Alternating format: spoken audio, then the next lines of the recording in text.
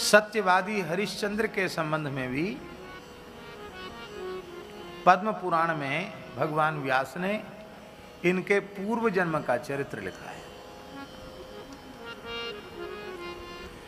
हरिश्चंद्र जी पूर्व जन्म में एक वैश्य थे। किसी अपराध के कारण राजा ने इनको देश निकाला दे दिया, तुम हमारे राज्य की सीमा से बाहर चले जाओ। अब ये सपत्नी काशी आ गए। काशी के निकट ही एक सरोवर में खूब कमल खिले हुए थे।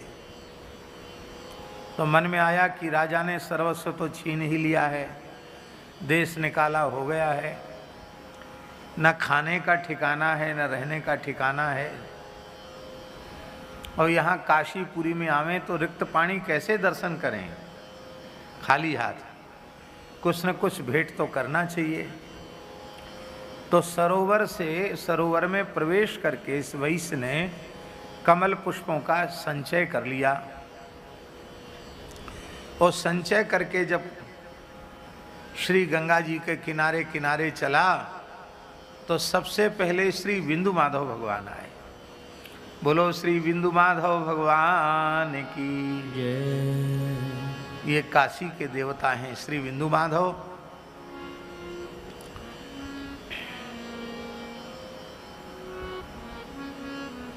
इसलिए काशी के प्रधान देवताओं के स्मरण में विश्वेशम माधवम ढुंढिम दंडपाणिंच भैरवम वंदे काशीम गुहाम गंगाम भवानीम मणिकर्णिकाम।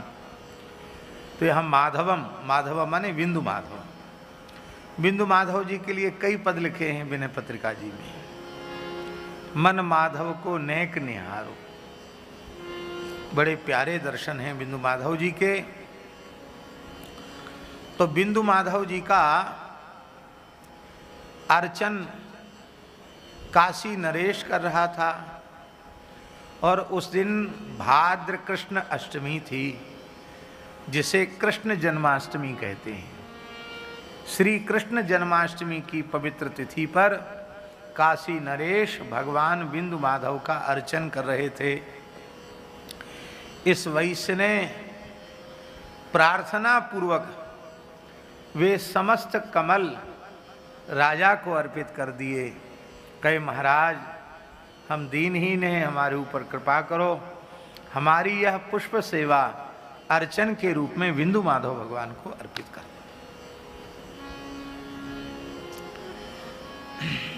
ये विधि है भैया जी। आप पूजन अर्चन कर रहे हैं और कोई श्रद्धालु प्रेमी कुछ अमनिया पत्र पुष्प फल फूल कुछ भी लेके आता है तो उस प्रेमी की श्रद्धा का आदर करना चाहिए। इन्हें कि नहीं हम दूसरे का नहीं लेंगे, नहीं ये तो हमारी प्राइवेट पूजा हो रही है। भैया प्राइवेट में तुम्हें प्राइवेट फल तो मिलेगा ही, पर ठाकुर जी तो सबके हैं कि नहीं। तो राजा ने बड़े भाव से पुष्प स्वीकार कर लिए और जन्माष्टमी को बिंदु माधव के अर्चन का दर्शन किया और वे पुष्प अर्पित हो गए। इसी के पुण्य से सूर्यवंश में इनका जन्म हुआ और ये सत्यवादी हरिश्चंद्र के रूप में विख्यात हुए। ये पद्म पुराण में लिखा है। किस जन्म की भगवान की कौन सी सेवा जीव को कहाँ पहुँचा देगी, ये कोई नहीं कह सकता। इसलिए भैया एक नाम भी जो धोखे से जिह्वा से निकल गया है वो भी व्यर्थ जाने वाला नहीं है। इसलिए निरंतर भगवत भागवत सेवा में लगे रहना चाहिए।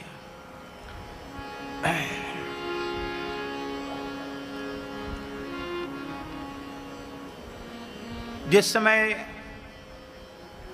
हरिश्चंद्र की कठोर परीक्षा महर्षि विश्वामित्र जी ने ली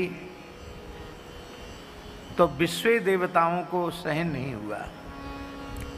मार्कंडेय पुराण में लिखा है, विश्व देवों ने कहा कि अरे राम राम, ये ब्राह्मण कितना क्रूर है, इसके हृदय में दया का नाम निशान नहीं है। वो ये कान में पड़ गई विश्वामित्र जी के। बोले अच्छा तुम जज बन गए हो, न्याय देने वाले बन गए हो कि कौन क्रूर है और कौन दयालु है। अपनी मर्यादा का अतिक्रमण कर रहे हो, ऋषियों को ब्राह्मणों को अनुशासित कर रहे हो। जाओ मैं श्राप देता हूं, तुम्हारा जन्म द्रौपदी के पुत्रों के रूप में होगा और महाभारत युद्ध में भयंकर संग्राम करोगे तुम, किंतु तुम्हारा मरण दुर्गति पूर्वक होगा। सोते हुए अश्वत्थामा के द्वारा तुम पांचों के पांच मारे जाओ। विश्वदेव 5 हैं, इसलिए वे ही द्रौपदी के पुत्र बने और अश्वत्थामा के द्वारा मारे गए। आप कहेंगे ये कथा आपको सुनाने की क्या जरूरत पड़ गई? हम सबके जीवन में जो कुछ घटित हो रहा है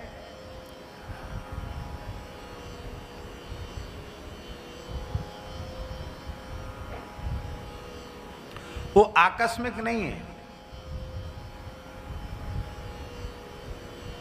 हमने तो कुछ किया ही नहीं था, हमने क्या बिगाड़ा था, हमारे साथ ऐसा क्यों हो गया? नहीं, कोई भी क्रिया, कोई भी कार्य अकारण नहीं हो सकता।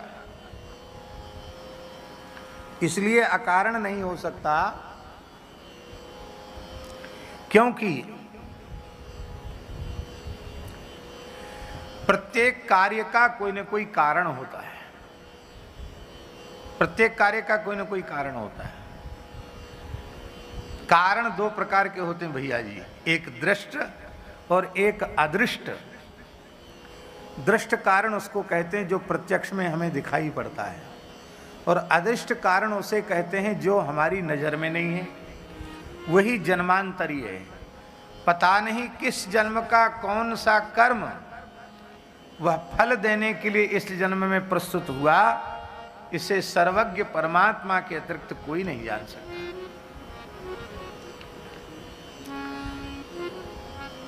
गांधारी ने पूछा भगवान श्री कृष्ण से कि मैंने जब से जन्म लिया है तब से अब तक स्वप्न में भी पाप का आचरण नहीं किया,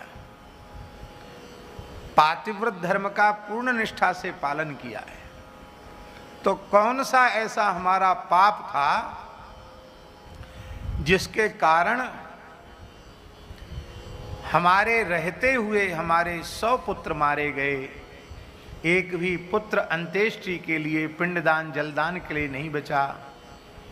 तुम तो सर्वज्ञ परमात्मा हो, बताओ, और नहीं तो मैं तुम्हें शाप दे दूंगी। भगवान श्री कृष्ण ने कहा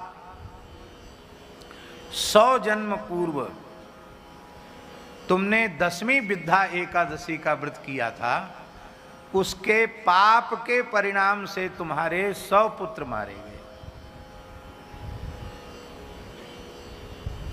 हम अप्रामाणिक रूप से कोई बात बोलते नहीं हैं। आप कहेंगे तो हम श्लोक उद्धृत करके बता देंगे कि कहाँ लिखा है ये बात।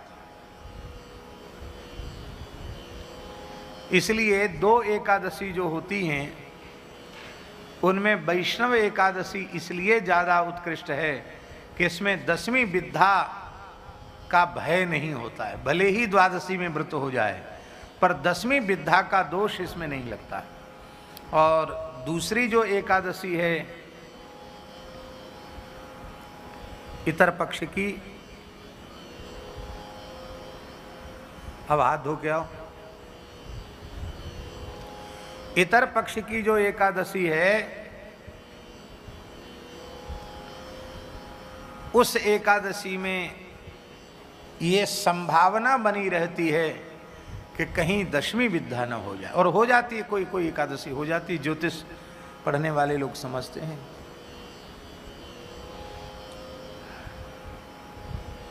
भीष्म जी ने पूछा, प्रभु इतने लंबे समय तक आर पार बाण बिधे हुए हैं, सरसैया पर हमें पड़े रहना पड़ा, ये किसका परिणाम है? तो भगवान ने बताया कई जन्मों पूर्व तुम एक राजकुमार थे, ऐसे ही मृगयार्थ जंगल में गए थे, एक सर्प को, तुमने मार्ग में पड़े हुए सर्प को उठाया और धनुष की कोटि में लपेटकर फेंक दिया। वो तीखे कांटों के ऊपर गिरा, छटपटाया तो कांटे आर पार बिध गए। प्राण तो उसके निकले नहीं थे, जीवित अवस्था में फेंका गया तो धीरे धीरे धीरे धीरे उसके प्राण वहाँ गए। जितने दिन उसको कांटों से बिध के रहना पड़ा, उतने ही दिन तुम्हारे पूरे हो चुके हैं। कितना विचित्र कर्म का हिसाब है। इसलिए मनुष्य को बहुत सावधानी से अपना जीवन व्यतीत करना है।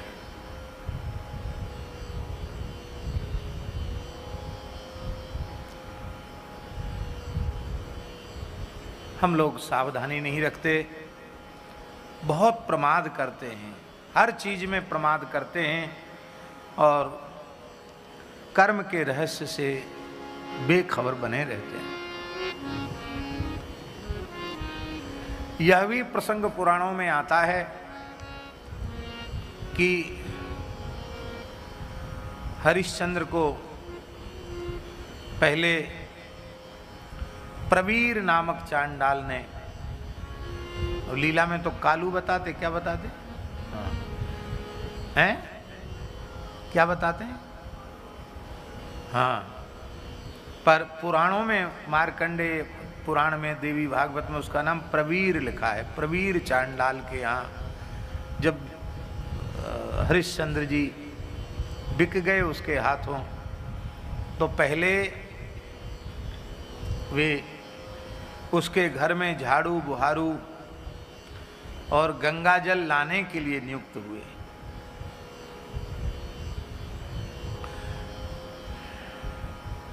खरीदे हुए जो सेवक होते हैं उनको तनख्वाह देने की तो कोई बात ही नहीं है, खरीदे हुए, लेकिन भोजन तो देना पड़ेगा कि नहीं। तो प्रवीर चांडाल ने एक दुकान बता दी थी गंगा किनारे की। दुर्बलता के कारण मूर्छा आ गई, गिर गए, घट फूट गया और प्रवीर के द्वारा प्रताड़ित किया गया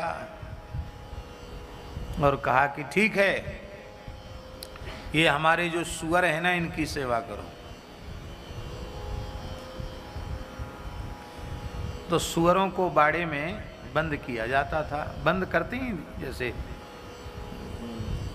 अश्वशाला, गजशाला और गौशाला होते, इसलिए शूकरशाला भी होती है। तो ग्राम शूकरों की शाला थी, उसमें उनकी सेवा का काम, सुअर चराने का काम। तो सवेरे सवेरे सबसे कठिन काम था उस बाड़े के मलमूत्र को, सूकर के मलमूत्र को साफ करना। हाथों से ही साफ करना है। आप आगे बढ़े, धर्म का पालन कितना कठिन है। उसी समय आकाशवाणी हुई, महाराज आज तो आपने स्वच्छ कर दिया है, लेकिन इन हाथों से आपने बहुत पुण्य कर्म किए हैं, पता नहीं कितने यज्ञ सविधि संपादित किए हैं, देवताओं का, ऋषियों का, पितरों का अर्चन किया है, ब्राह्मणों को मुक्त हस्त दान दिया है। ये हाथ शूकरी विष्ठा के स्पर्श के योग्य नहीं। आज के बाद ये व्यवस्था बनाए देते हैं कि बंद जगह में सुअर मलमूत्र नहीं करेंगे। आज भी यह चमत्कार है भैया जी कि सुअर जहां बाड़े में बंद रहते हैं, रात भर बंद रहे, एकदम जगह साफ रहती है, न लवसन, न मूत्र करते हैं, न मल करते हैं।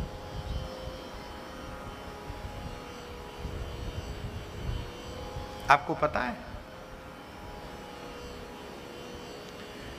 इसलिए तो कहते भैया व्यास जी का ज्ञान बड़ा अगाध है। धर्माचरण करने वाले को पद पद पर कितनी सहायता मिलती है, कितनी सुरक्षा मिलती है, ये सब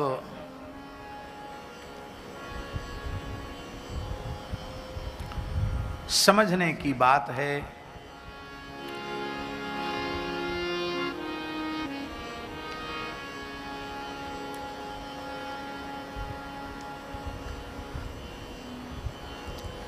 अब इसके आगे का चरित्र कह रहे हैं।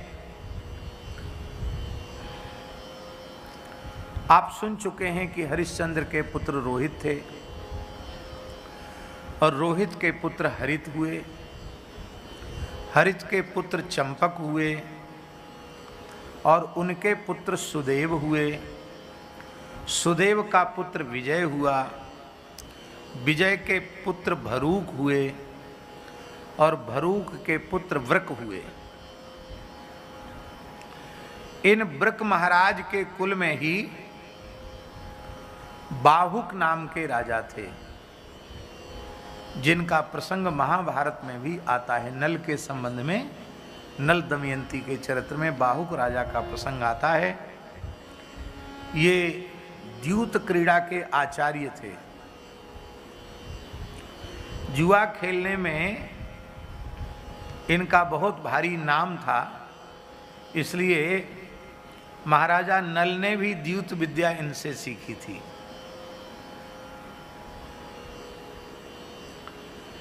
और दूसरी विद्या उनमें थी गणित विद्या।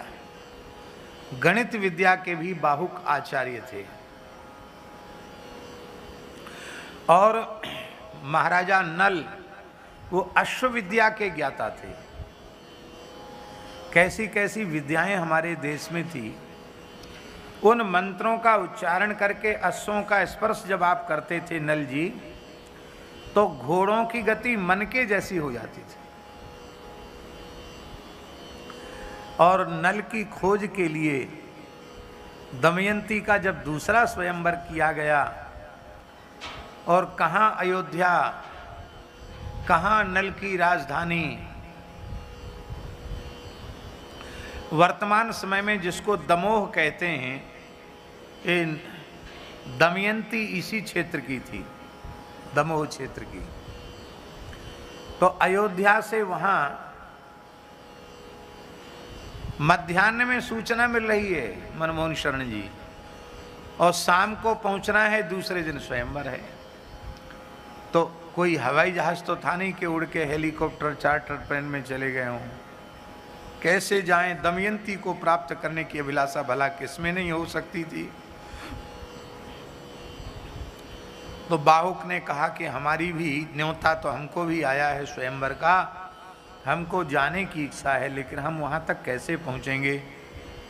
यही नल दूसरे रूप में यहाँ निवास कर रहे थे।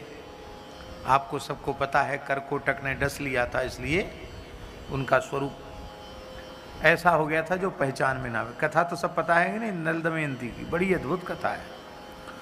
तो महाराज जी उन्होंने कहा कि हम अश्व विद्या के ज्ञाता हैं, हम सूर्यास्त होने के पहले पहले वहां पहुंचा दें।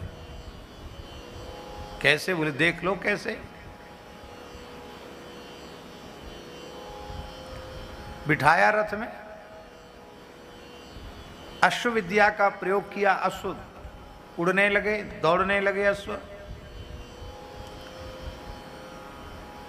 इतनी तेज चले अश्व कि महाराज बाहुक का दुपट्टा उड़ गया और नीचे गिर गया। दुपट्टा कोई साधारण दुपट्टा थोड़ी राजा का, हम लोगों के तो सामान्य होते हैं, राजाओं के तो हीरे जवाहरात का काम, सोने की तारों से नक्काशी, बेल बूटे बने हुए। अरे बेशकीमती पटका गिर गया। तो नल ने कहा इतना वाक्य आपने बोला कि लो मेरा पटका गिरा, इतने में तो हम इतने योजन आ गए हैं।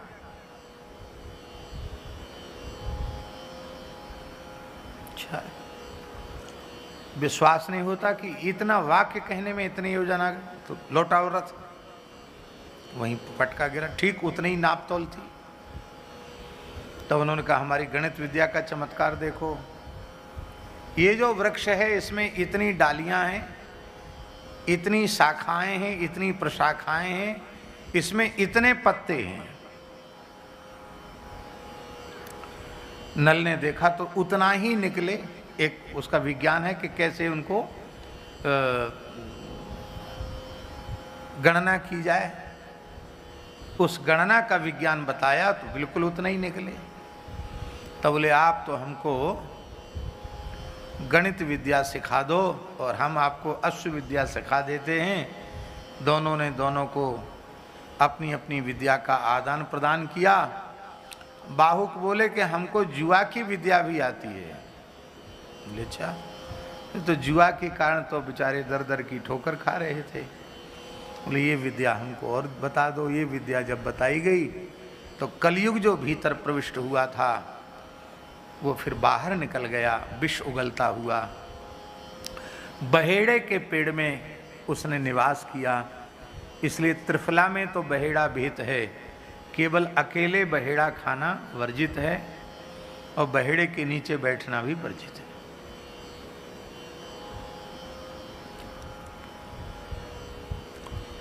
कलयुग क्यों घुसा? इतने बड़े धर्मात्मा राजा के भीतर कलयुग क्यों घुसा? एक बार आप लघुशंका गए, हाथ पैर तो धो लिए, पर बिना आचमन के नित्य नियम में बैठ गए, संध्योपासन की आसन पर बैठ गए। इतनी सी चूक के कारण कलयुग भीतर घुस गया। और हम लोग चाहे जब नाक में, आंख में, मुंह में उंगली डालते हैं और फिर सोचते हैं कि हमारे भीतर देवता घुसेंगे। देवता काहे को घुसेंगे? भूत प्रेत घुसेंगे। इसलिए जहाँ तक हो मन वाणी क्रिया से शुद्ध पवित्र विचारों से भी पवित्र रहने का प्रयत्न करना चाहिए और बाह्य शौचाचार का भी बहुत ध्यान रखना चाहिए। अब धीरे धीरे वो सब लुप्त हो रहा है।